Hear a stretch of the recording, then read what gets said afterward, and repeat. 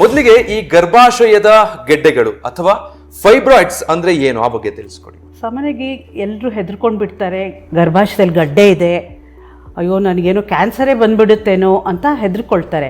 ಆದರೆ ನಿಜವಾಗ್ಲೂ ಎಲ್ಲ ಗಡ್ಡೆಗಳು ಕ್ಯಾನ್ಸರ್ ಆಗುತ್ತೆ ಅನ್ನೋದು ಸುಳ್ಳು.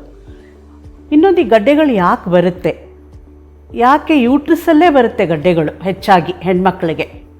ಯಾಕೆ ಅಂತಂದರೆ ಹೆಣ್ಮಕ್ಳು ತಾನೇ ಋತುಸ್ರಾವ ಆಗೋದು ಪ್ರತಿ ತಿಂಗಳು. ಈ ಗಡ್ಡೆಗಳು ಬರೋದಕ್ಕೆ ಕಾರಣ ಏನಂದರೆ ಸಾಮಾನ್ಯವಾಗಿ ಇರೋದು ಹೆಣ್ಮಕ್ಳಲ್ಲಿ ಋತುಸ್ರಾವಕ್ಕೆ 2 ಹಾರ್ಮೋನು ಅತಿ ಮುಖ್ಯವಾದ ಕೆಲಸ ಮಾಡುತ್ತೆ. ಅದು ಈಸ್ಟ್ರೋಜನ್ ಮತ್ತು ಪ್ರೊಜೆಸ್ಟ್ರಾನ್ ಅನ್ನೋದು.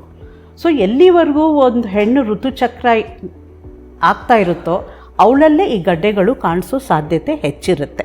ಓಕೆ, ಸೊ ಈ ಫೈಬ್ರಾಯ್ಡ್ಗಳಿಂದ ಯಾವ ರೀತಿ ಸಮಸ್ಯೆಗಳು ಉಂಟಾಗುತ್ತೆ ಅನ್ನೋ ತಿಳ್ಕೊಳ್ಳೋದಕ್ಕೆ ಮುಂಚೆ ನೀವು ಬ್ರೀಫ್ ಮಾಡಿದ್ರಿ ಈಗ ಯಾವ ಕಾರಣಕ್ಕೆ ಇದು ಬರ್ಬೋದು ಅಂತ. But may be other reasons ಒಟ್ಟಾರೆಯಾಗಿ ನೋಡಿದಾಗ ಯಾವೆಲ್ಲ ರೀಸನ್ಸ್ಗೆ ಈ ಸಮಸ್ಯೆ ಉಲ್ಬಣ ಆಗ್ಬೋದು? ಸಾಮಾನ್ಯವಾಗಿ ಗಡ್ಡೆಗಳು ಬರೋದಕ್ಕೆ ಕಾರಣ 2 ಹಾರ್ಮೋನ್ ಅಂತ ಹೇಳಿದೆ.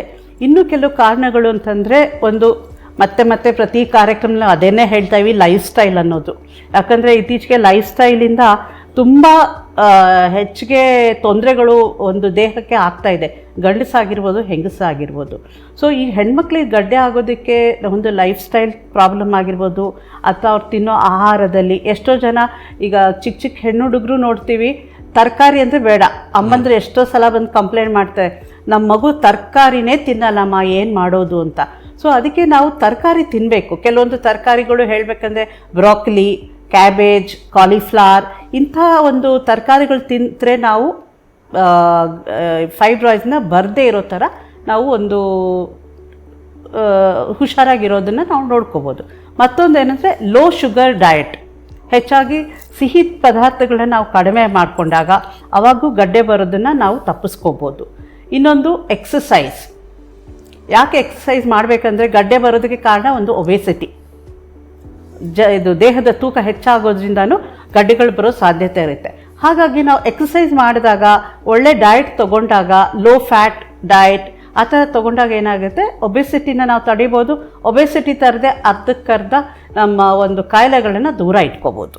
ಓಕೆ ಮೇಡಮ್, ಈ ಸಮಸ್ಯೆ ಹೇಗೆ ಆರಂಭ ಆಗುತ್ತೆ, ಅಥವಾ ನನಗಿದೊಂದು ಸಮಸ್ಯೆ ಬಂದಿದೆ ಅನ್ನೋದನ್ನ ಕಂಡು ಹಿಡ್ಕೊಳ್ಳೋದು ಹೇಗೆ? ಆರಂಭಿಕ ಹಂತದಲ್ಲಿ ಇದರ ಲಕ್ಷಣಗಳು ಹೇಗೆ ಗೋಚರಿಸ್ತಾ ಹೋಗುತ್ತೆ? ಈಗ ಲಕ್ಷಣಗಳು ಪ್ರತಿಯೊಂದು ಗಡ್ಡೆಗೆ ನಾವು ಸ್ಕ್ಯಾನ್ ಮಾಡಿಕೊಂಡೇ ತಿಳ್ಕೋಬೇಕು ಅಂತ ಏನಿಲ್ಲ. ಎಷ್ಟೋ ಸಲ ಸಾಮಾನ್ಯವಾಗಿ ಇದು ಹೇಗೆ ಲಕ್ಷಣಗಳು ಕಾಣ್ಕೊಂಡು ಬರುತ್ತೆ ಅಂದರೆ, ಸುಮ್ಮನೆ ಹೊಟ್ಟೆ ನೋವು ಬರೋದು, ಅಥವಾ ಋತುಚಕ್ರದ ಸಮಯದಲ್ಲಿ, ಪೀರಿಯಡ್ಸ್ ಸಮಯದಲ್ಲಿ ಹೆಚ್ಚಾಗಿ ಬ್ಲೀಡಿಂಗ್ ಆಗೋದು, ಬ್ಲೀಡಿಂಗ್ ಆಗೋ ಸಮಯದಲ್ಲಿ ಸಿಕ್ಕಾಪಟ್ಟೆ ಹೊಟ್ಟೆ ನೋವು ಆಗೋದು, ಅಥವಾ ಎಷ್ಟೋ ಜನ ನೋಡ್ಕೋತೀವಿ ನಾವು, ಋತುಸ್ರಾವ ಆಗುವಾಗ ದೊಡ್ಡ ಕರಣೆ ಥರ ಬರುತ್ತೆ ಮೇಡಮ್, ತುಂಬ ಗಡ್ಡೆ ಕ್ಲಾತ್ಸ್ ಹೋಗುತ್ತೆ, ತುಂಬ ಬ್ಲೀಡಿಂಗ್ ಆಗುತ್ತೆ, ಸಿಕ್ಕಾಪಟ್ಟೆ ಹೊಟ್ಟೆ ನೋವು, ಸುಸ್ತಾಗ್ಬಿಡುತ್ತೆ. ಅಥವಾ ಇವೆಲ್ಲ ಲಕ್ಷಣಗಳಿದ್ದಾಗ ಒಂದು ಸತಿ ನಾವು ಡಾಕ್ಟ್ರುಗಳ ಹತ್ರ ಹೋಗಿ ಚೆಕ್ ಮಾಡಿಸ್ಕೊಳ್ಳೋದು ಉತ್ತಮ. ಇನ್ನೊಂದು ನೋಡ್ತೇವೆ ನಾವು, ಕಾನ್ಸ್ಟಿಪೇಷನ್. ತುಂಬ ರೇರ್ ಇದು. ಗಡ್ಡೆಗೂ ಕಾನ್ಸ್ಟಿಪೇಷನ್ಗೆ ಏನು ಸಂಬಂಧ ಅಂತ ಅಂದ್ಕೋಬೋದು ನೀವು. ಸಾಮಾನ್ಯವಾಗಿ ಇದು ಗಡ್ಡೆಗಳು ಯಾವ ಜಾಗದ ಗರ್ಭಾಶಯದಲ್ಲಿ ಅದು ಉತ್ಪನ್ನ ಆಗಿರುತ್ತೆ ಅನ್ನೋದ್ರ ಮೇಲೆ ಕಾನ್ಸ್ಟಿಪೇಷನು ಆಗ್ಬೋದು, ಅಥವಾ ಯೂರಿನ್ ಪದೇ ಹೋಗ್ತಾ ಇರೋದು. ಯಾಕೆಂತಂದರೆ ಗರ್ಭಾಶಯ ಮಧ್ಯ ಇದೆ, ಗರ್ಭಾಶಯದ ಮುಂದೆ ಮೂತ್ರಪಿಂಡ ಇದೆ, ಗರ್ಭಾಶಯದ ಹಿಂದೆ ಕರುಳುಗಳಿರುತ್ತೆ. ಸೊ ಸಾಮಾನ್ಯವಾಗಿ ಗರ್ಭಾಶಯದಲ್ಲಿ ಮುಂದಿನ ಭಾಗದಲ್ಲಿ ಗಡ್ಡೆಗಳು ಕಾಣಿಸ್ಕೊಂಡಾಗ ಅದು ಬ್ಲ್ಯಾಡರ್ ಮೇಲೆ ಪ್ರೆಷರ್ ಬೀಳುತ್ತೆ. ಹಾಗಾಗಿ ಏನಾಗುತ್ತೆ, ಪದೇ ಯೂರಿನ್ ಹೋಗಬೇಕು ಅಂತ ಅನಿಸ್ತಾ ಇರುತ್ತೆ. ಸೊ ಸಾಮಾನ್ಯಕ್ಕೆ ಪದೇ ಯೂರಿನ್ ಅಂದ ತಕ್ಷಣ ತಲೆಗೆ ಓಡೋದು ಒಂದೇ ವಿಷಯ, ಯೂರಿನ್ ಇನ್ಫೆಕ್ಷನ್ ಆಗಿಬಿಟ್ಟಿದೇನೋ ಅಂತ. ಆದರೆ ಇದು ಒಂದು ಕಾರಣ ಆಗಿರ್ಬೋದು. ಇನ್ನೊಂದು, ಗರ್ಭಾಶಯದ ಹಿಂಭಾಗದಲ್ಲಿ ಗಡ್ಡೆಗಳು, ದೊಡ್ಡ ಗಡ್ಡೆಗಳೇನಾದರೂ ಉತ್ಪನ್ನ ಆಗಿದ್ದ ಪಕ್ಷದಲ್ಲಿ ಏನಾಗುತ್ತೆ, ಅದು ಕರುಳ ಮೇಲೆ ಪ್ರೆಷರ್ ಕೊಡುತ್ತೆ. ಸೊ ಹಾಗಾಗಿ ಕರುಳ ಮೇಲೆ ಪ್ರೆಷರ್ ಕೊಟ್ಟಾಗ ಏನಾಗುತ್ತೆ, ಕರುಳಿಗೆ ಮೂವ್ಮೆಂಟ್ಗೆ ಹೆಚ್ಚು ಕಡಿಮೆ ಆಗಿಬಿಡುತ್ತೆ. ಹಾಗಾಗಿ ಸಹ ಕಾನ್ಸ್ಟಿಪೇಷನ್ ಆಗೋ ಸಾಧ್ಯತೆ ಇರುತ್ತೆ.